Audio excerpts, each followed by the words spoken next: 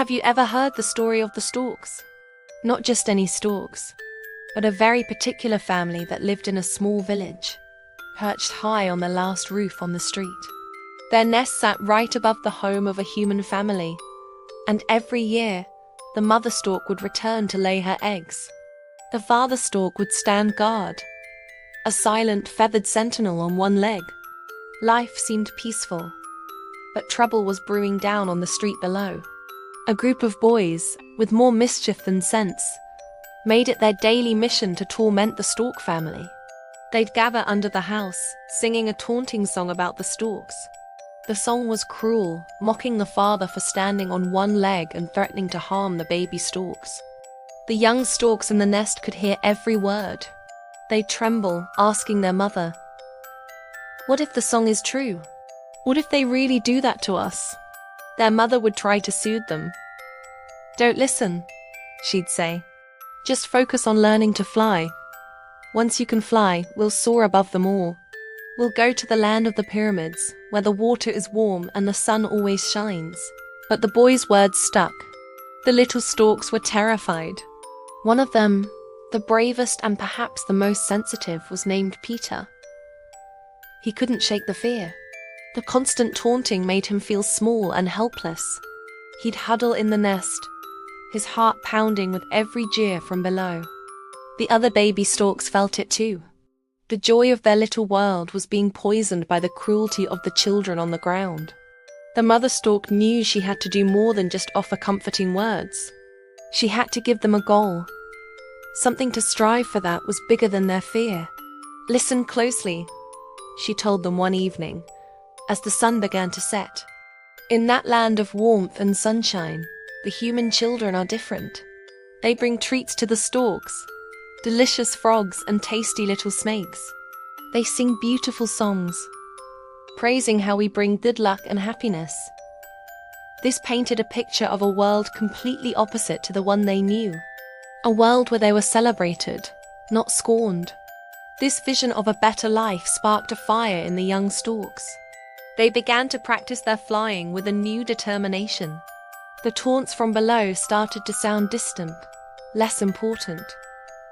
Peter, once the most frightened, was now the most eager. He imagined the sweet taste of those treats and the kind songs of the Egyptian children. He flapped his wings harder, longer. The first time he lifted off the nest, it was clumsy, a short little hop. But he didn't give up. His siblings followed his lead. They stumbled, they fell back into the nest, but they always got up and tried again. Their parents watched with pride. They coached them, showing them how to catch the wind and glide. "Stretch your wings. Feel the air beneath you," the father would call out. Slowly but surely, their wobbly attempts turned into confident flight. They circled the nest, then the house, and soon they were soaring high above the entire village. Looking down, they saw the group of boys who had once seemed so menacing. From this new height, the boys looked tiny and insignificant. Their cruel song was just a faint, meaningless noise lost in the wind.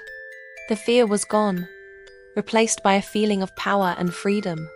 As the days grew shorter and the air turned crisp, the storks knew it was time to migrate.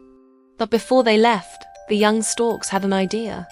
They remembered their mother's stories, not just of the kind children in Egypt, but of the pond where the human babies sleep, waiting to be delivered to good families. An idea for a gentle, clever revenge began to form. They weren't going to be cruel like the boys had been. No, their revenge would be much more creative. They flew to the magical pond. All around, little human babies were sleeping on water lily, dreaming sweet dreams. The storks looked for the perfect babies to bring back to the village. For all the kind children who had never mocked them, who had looked up at their nest with wonder, they chose the most beautiful, rosy-cheeked babies. They gently lifted them and carried them back, delivering a bundle of joy to each deserving family. The village was filled with happy cries and celebration. But what about the mean boys? Oh, the storks had a special delivery for them. They found a baby at the pond who had dreamed a naughty dream and had kicked its blanket off. This little baby was now cold and crying. The storks looked at each other and knew this was the one. They carried this crying baby straight to the house of the lead tormentor, the boy who sang the loudest. They placed the wailing baby on his doorstep. The boy's family now had a baby who cried all the time, a constant reminder of the trouble he had caused. And so, the stork family finally set off for Egypt. As they flew south, they looked back at the village one last time. They saw houses filled with the laughter of new babies and one house filled with constant crying. They hadn't harmed anyone, but they had delivered a perfect lesson in kindness and consequence. It was a story the village would tell for generations. Be careful how you treat others, because you never know when a stork might be listening. And with that, they soared into the sunset, towards the warm sands and the land of the pyramids, leaving a legend behind them. Thanks for watching, and if you enjoyed this story, don't forget to like and subscribe for more tailies from around the world.